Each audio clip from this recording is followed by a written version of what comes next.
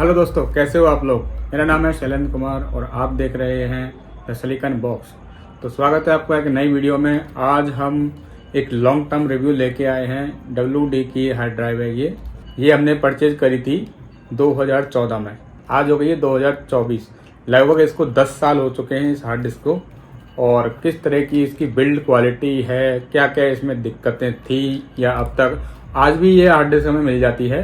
थोड़े से updated version में आ गई है इसके, लेकिन आज भी अमेजोन पे है। ये वही प्राइस में ही है लगभग। उस टाइम पे जो मैंने ऑर्डर करी थी ये लगभग 3500 रुपये की ये हार्ड डिस्क पड़ी थी हमें। तो काफ़ी सारी दिक्कतें आई थी उस टाइम पे ऑर्डर करने में, क्योंकि अमेजोन, स्नैपडील वगैरह कुछ तो इतना कुछ था नहीं। 100 MBPS की स्पीड के साथ में आती थी। 1 टेराबाइट की हार्ड डिस्क है ये। इसके साथ में ऐसा कुछ और कोई प्रोटेक्शन वगैरह कुछ मिलती नहीं है। कुछ इस तरह की केबल आती है, USB टाइप A 2, और ये इसकी कुछ केबल है इस तरह का ही इसमें एक जैक दिया हुआ है। 100 MBPS के अकॉर्डिंग ही आती थी। और अभी इसको हमारे लैपटॉप से कनेक्ट करते हैं।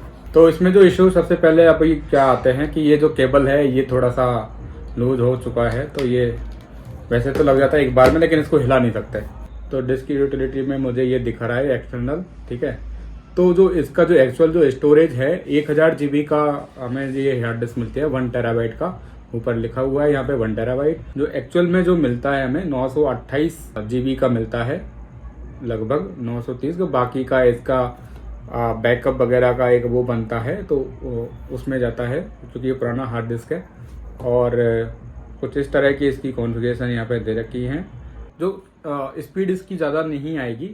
तो मैं साउंड इफेक्ट वाले फोल्डर को कॉपी करता हूँ एक बार, ठीक है।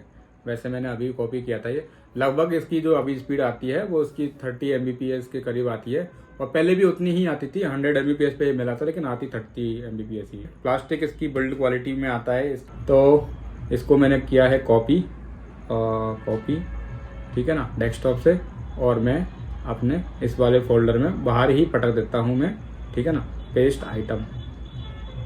तो अभी 11/7/26 हुए हैं, ये हो गया है इसका।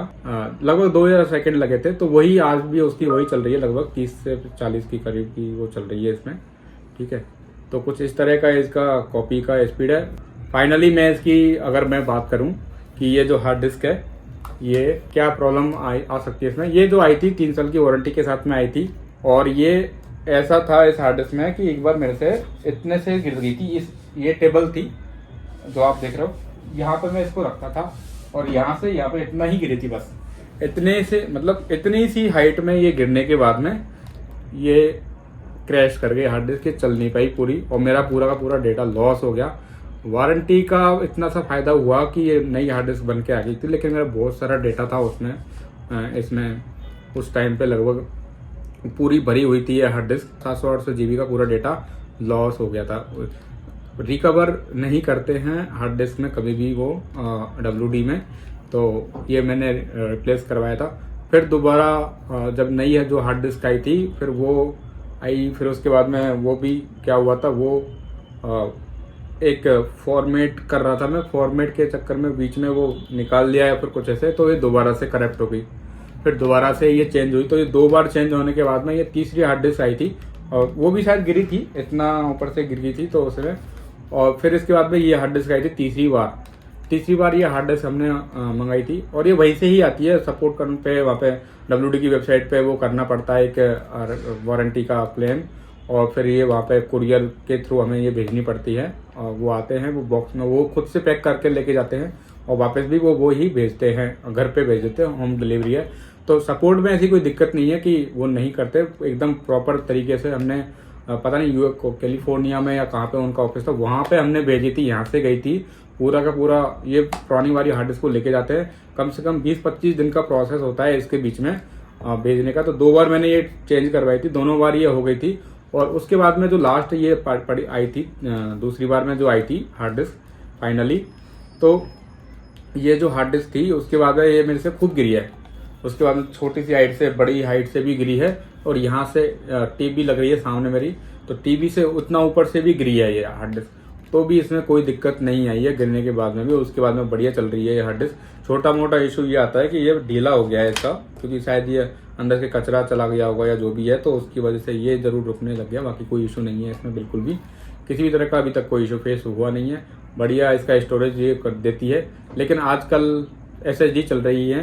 SSD जो आती है काफ़ी महंगी आती है। अगर 1 टेराबाइट की मैं SSD लेने जाऊँगा तो लगभग 8 से 10 हज़ार की प्राइस में पड़ती है बढ़िया कंपनी की SSD, ऐसे संदिस्क वगैरह की अगर मैं लेने जाऊँगा तो। जबकि ये WD की हार्ड डिस्क है, ये मुझे एक्सटर्नल जो पड़ जाएगी लगभग 3000 से 3500 के रेंज में पड़ जाएगी ये। तो हम अगर सिर्फ स्टोरेज का ही काम है तो हम ये कर सकते हैं, बाकी परफॉर्मेंस से रिलेटेड काम है तो हमको SSD ही लेनी चाहिए। SSD आजकल अच्छी है और फिर वो गिरने में उसमें फ़ायदे वो मिल जाते हैं कि आपका डेटा जो है लॉस नहीं होता SSD में आसानी से। बहुत सारी वारंटी आती है उसमें और ड्रॉप प्रोटेक्शन आता है, उसके बाद में वाटर वगैरह। तो इसमें ऐसा कुछ भी नहीं है, ना ड्रॉप प्रोटेक्शन है ना वाटर प्रोटेक्शन है, कुछ भी नहीं है। ये तो गया मतलब। तो डेटा लॉस का इसमें सबसे बड़ा प्रॉब्लम है, डेटा लॉस की है। और जो जिसकी हार्ड डिस्क की जिस SSD की मैं बात कर रहा था, तो एक आप ये इस तरह की कुछ SSD ले सकते हैं। ये कंपैरिजन वीडियो में बाद में बनाऊंगा, ये भी एक अच्छा ऑप्शन बन जाता है, ठीक है।